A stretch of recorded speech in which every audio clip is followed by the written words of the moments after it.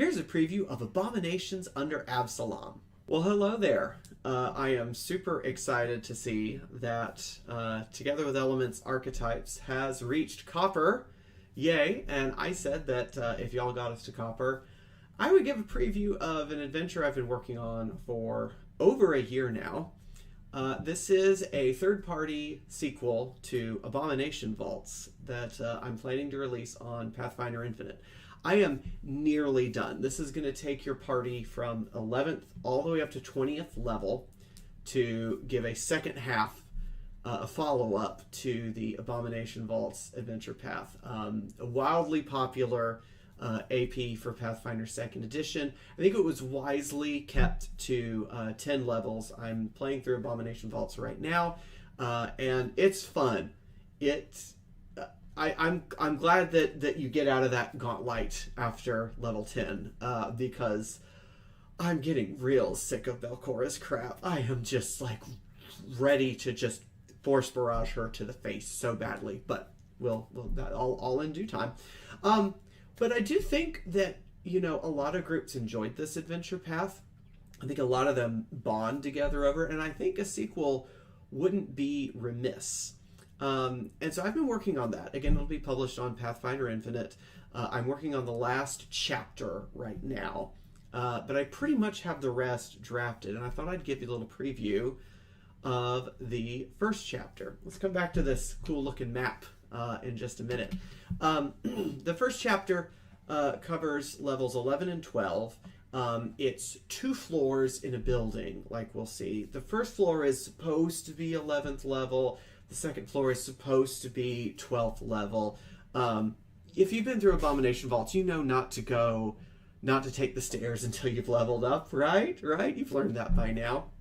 But it is free to go up to that 12th level floor if you want to. The adventure starts in the Haravex estate.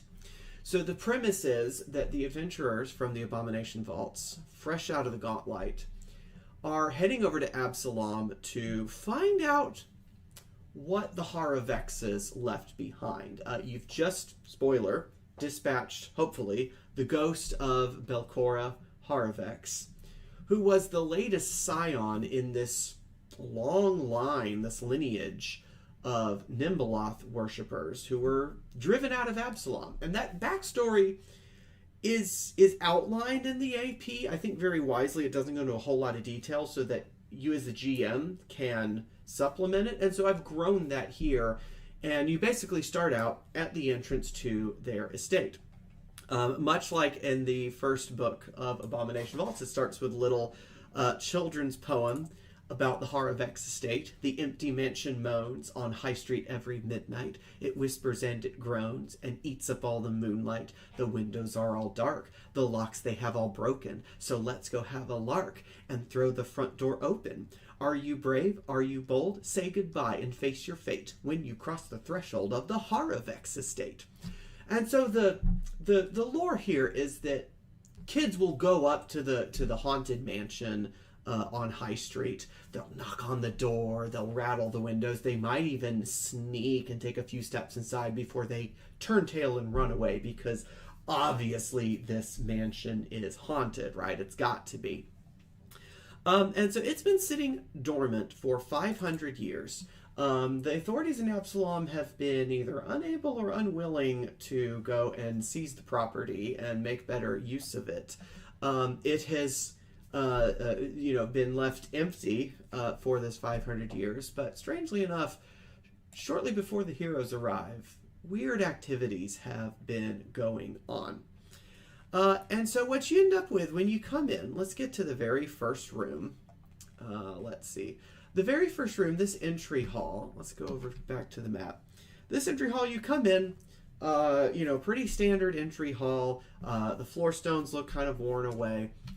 Right off the bat, we've got a hazard. When you first come in, you find 4 paintings of previous heads of the Haravex family. There is Junius Haravex, who was sort of well known for establishing the Haravex family in Absalom, kind of setting up their businesses. Strangely enough, several of his competitors died under mysterious circumstances. After him comes Sarakunda Haravex. She was known as a great philanthropist. She funded orphanages, soup kitchens, but she also collected some forbidden tomes about the Dark Tapestry. After her comes Tatilda Haravex. She sponsors students at the Arcanumerium, whom I'm sure never turned into poisoners and assassins of any sort. And then lastly is Invigo Haravex, and he's significant because he was the last head of the Haravex family when the Absalom guards came to arrest the family. He was the one who distracted them, fended them off, while Belcora and her parents escaped. So he is Belcora's grandfather, her beloved grandfather. He was so looking forward to raising up Belcora to be the next head of the Haravex family. And he died defending her. Well, of course, when you know those paintings are haunted, they quickly animate and start dealing damage to the player characters based on which painting is attacking them, right? So we've got Junius dealing mental damage, Sarakunda dealing, hey, time for a little proofreading pass, void damage. Did I mention I was writing this last year in 2023? What a great time to be a Pathfinder third-party publisher, wondering what all changes were coming down. So we might be making some edits as we go through this preview here. And Tatilda deals slashing damage. So you're going to take different damage depending on which painting you are investigating.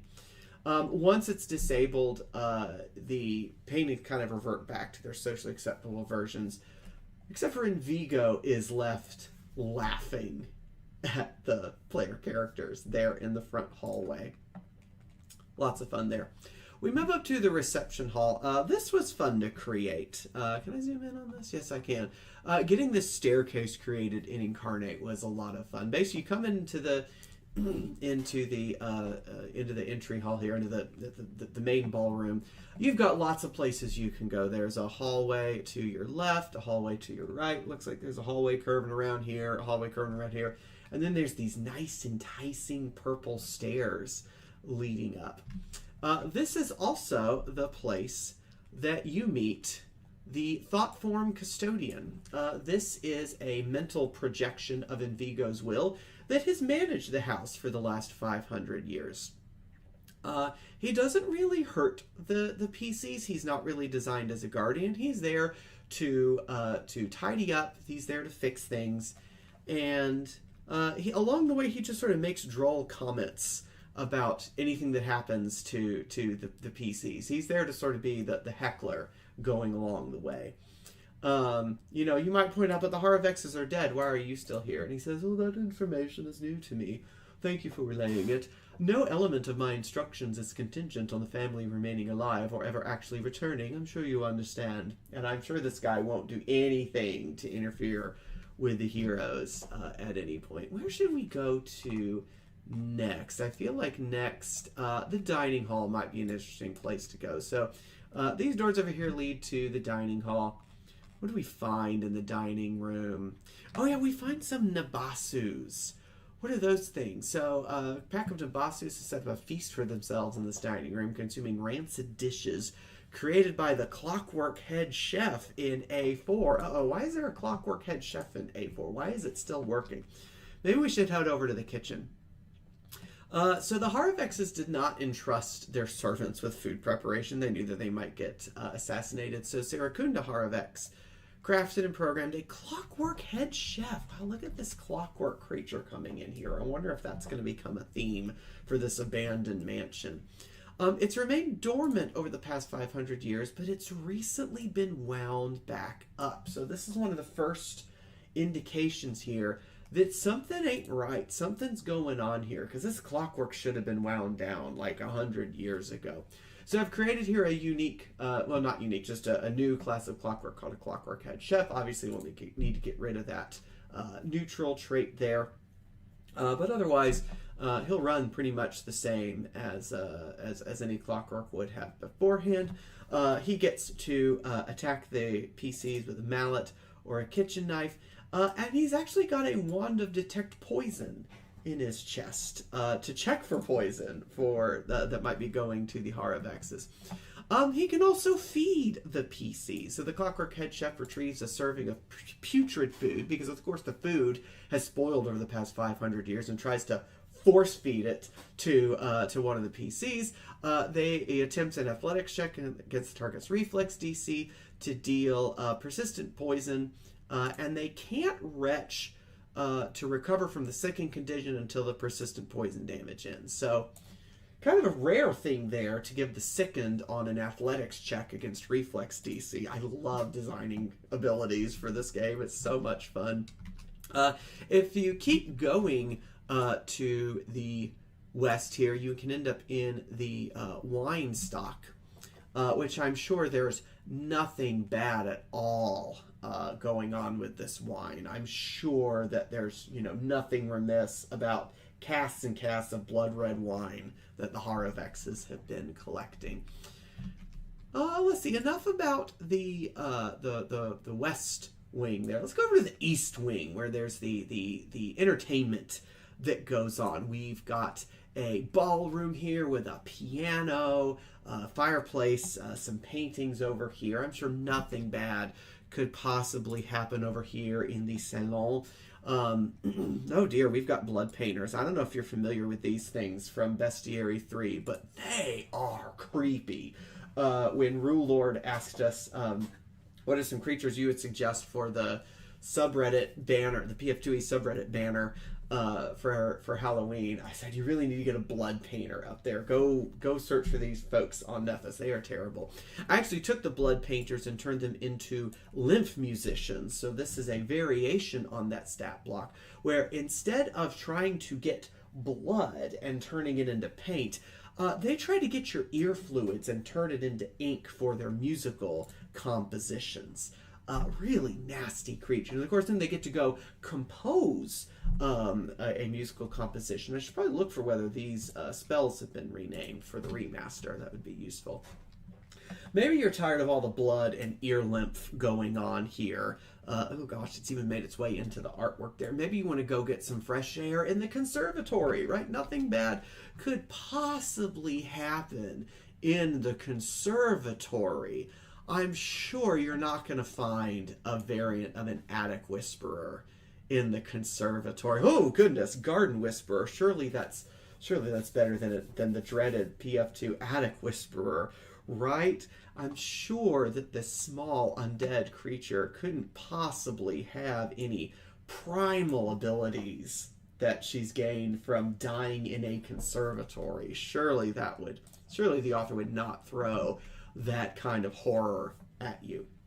All right, maybe we've been on the first floor for a little bit too long. I mean, I need to leave some things a mystery, right? I need to leave a mystery about why this family of Nimbeloth worshippers has a school in the front of their mansion. I'm sure nothing bad is waiting for you in this sanctuary that surely was not dedicated to Nimbeloth. I'm also sure that there's no way there's anybody hiding in this makeshift tent. Kudos to my wife, by the way, for figuring out how to create this folded rug pattern there in Incarnate. I was struggling with it, and she came up with a solution right away. Absolutely love getting ideas from her. Let's head up to the second floor, shall we? Because maybe you've leveled up, you're ready to go up these stairs and find out what is awaiting for you in the second floor. And oh my goodness, what is awaiting you? Because you get up here, and the very first thing you see is pipes running every which way. That's unusual. I thought I was in the Clue Mansion. What's going on in A26? Let's go up to the upper landing. Well, the furniture has been propped against the windows. Oh dear. Are we trying to hide something? Are we trying to hide something from the windows in that wall? Oh dear. The table turned on its side has also been affixed with an array of leather pouches. What's going on with that? Well, let's go find out. Well, we've got two bosses here, basically, Drozimon and Sarvin. Let's find out what's going on with them later on, I think. This is a hub for clockwork mechanics. What's going on with the clockwork mechanics? Well, if you search those leather pouches, you find that they're numbered, and each contains a palm-sized card with rectangular holes in it. Like there's this grid of holes. If you succeed on a crafting check, you learn these are punch cards. Yes, I'm a physicist. Yes, I'm a programmer. Yes, I worked in punch cards. Because these clockwork mechanics need instructions. How are they going to get instructions? They take punch cards, feed in their little heads, and it gives them their daily instructions of something that's going on with these pipes. Well, if I know Pathfinder players, they're going to want to do something with that. So I have tried whenever I can to give the GM guidelines to set up sabotage, because what I want to do is I want this to be open-ended enough that these players can use their advanced knowledge of the game and use their awesome leveled up abilities to really play in the space. And so I try to give things like the sabotage option here for the players. So if they say, ooh, what if I do this? The player has, the GM has some options to go with. Well, I wonder where these pipes lead. Maybe we should follow one of these. Why don't we follow this one north here to A27? Oh dear, what is going on there? What's going on in A27? Well, it looks like there's some pylons being constructed here. So the furniture of this once stately bedroom has been shoved aside to make room for the construction of a segmented metal structure. The metal pipe leading into the room is incomplete. So you have found something where the stuff is being built. So I like for the map to tell the story. So whereas over here to the west in A30, you've got a constructed pylon, and you notice they had to tear down some walls here to make room for it. That was fun to do in the map, to make the rubble for the wall, but then also put the subfloor there where they would. Obviously, you're not going to have the wood planks under the wall, and there's going to be some debris. That was fun to create. Here we've got a completed one, but before you get there, you can see the thing being built to try to get an idea of what it is. Well, of course, if the thing is being built, there are creatures building it. So here you're going to get to fight 4 clockwork mechanics working to assemble, the final pylon. What happens if they construct all the pylons? Because here's the thing, if the heroes leave at least one clockwork mechanic in the room, it's completed 8 hours later. And that gives everybody an item bonus to initiative and damage rolls all throughout the estate. What is going on? What are these pylons? Trying to build up this mystery as we go along. Let's see if we can find out what's been going on here. Ooh, look, a summoning circle. I'm sure nothing bad could possibly happen in that room. It looks like all the pipes are leading here. This was a fun thing to make and incarnate. This is probably about 10 different art resources thrown together. This was really fun to make. What's going on in A42? Well, let's go find out. If I go down to A42, this is the power supply for everything. So again, the wall between the adjacent rooms has been demolished, making room for an enormous cylindrical glass chamber that crackles with lightning, illuminating a roiling dark cloud within. So this is the power source. So what's powering it? A Djezit. If you haven't read about this thing, these things are pretty cool. This is, Djezit is the material, not the creature. The source of the power is an Uthul. This thing is pretty cool. This is from the bestiary, meaning I will need to look for an update in Monster Core. Don't want to be using anything outdated if we can avoid it. If not, I'm sure I can figure out a way to recreate it here. It's being guarded by some Piscademons, so continuing with the theme of the Haravex's liking to summon fiends and bind them to their service, and there's 2 more clockwork mechanics. One of the things I really like about higher level is you've got more room for including like a greater diversity of creature levels to really make it a dynamic, challenging encounter. This is either a moderate 12 or an extreme 12. Because here's the thing, that Uthul does not like being trapped. And so the heroes can attempt to bring the Uthul to their side, in which case it focuses attacks on the clockworks and the fiends. But if the heroes don't succeed at that, then the Uthul attacks everybody present. And so it's still going to try to damage the clockworks and the fiends, but it's also going to turn on the heroes as well. Well, you're probably wondering at this point, who on earth is behind this? And this is where I've tried to set up a few different potential villains, or not potential, but a few villains that get worked into here. One of those is going to be Sarvin. What room is Sarvin in? Sarvin's over here in A34, that's right. Sarvin's been doing some decorating there in the nursery. Let's see. Okay, yeah. So we're going to set up Sarvin Utter Pit. Sarvin's not actually on this floor. Sarvin is in the basement, which you can learn at some point on this second floor. Why haven't we seen the basement yet? Let's find out in a minute. So Sarvin has left behind his apprentice here, Awafe. Awafe was once a swamp seer of the Cinderclaws cult in the Mwangi jungle. If you played Age of Ashes, you know exactly what's going on with the Cinderclaws there. And so Awafe is attempting to maintain a ritual here when the heroes arrive. He is praying to Dayhawk. And then the heroes fight Awafe here. He's going to be he's a Boggart Swamp Seer. They have to bring in from Cult of Cinders here.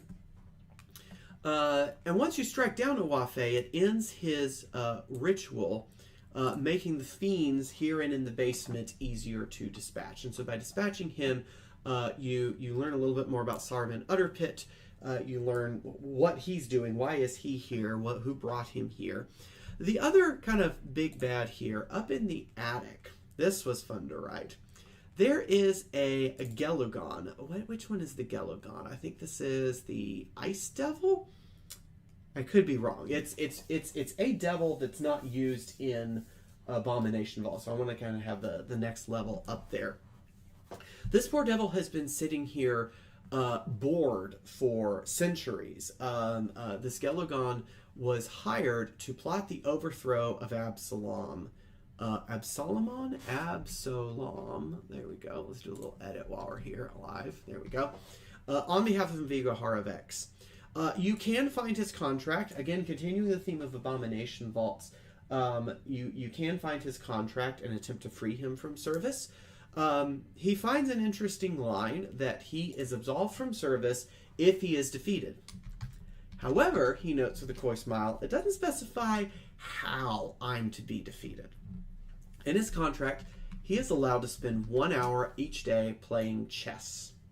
And if you go over to the map for this thing, let's go to the attic map here.